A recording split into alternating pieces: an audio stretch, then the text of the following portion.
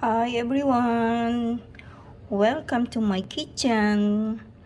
Ngayon naman po tayo ay gagawa ng baked salmon with asparagi. Ayun.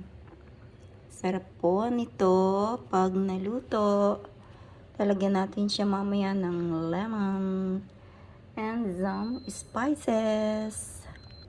Yan, lagyan natin siya ng some spices, ayan, with olive oil, ayan.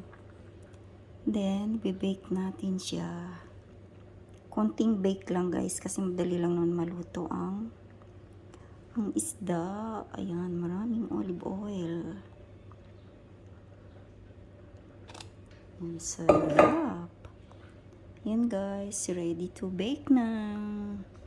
Ayan, dalawa, kasi itong isa ay para sa mga bata. Ayan, 3. Then, ito naman ay para sa mga malalaki. Ayan, sa mga matatanda. Ayan, bake na natin. Ayan, it's done. Sarap na.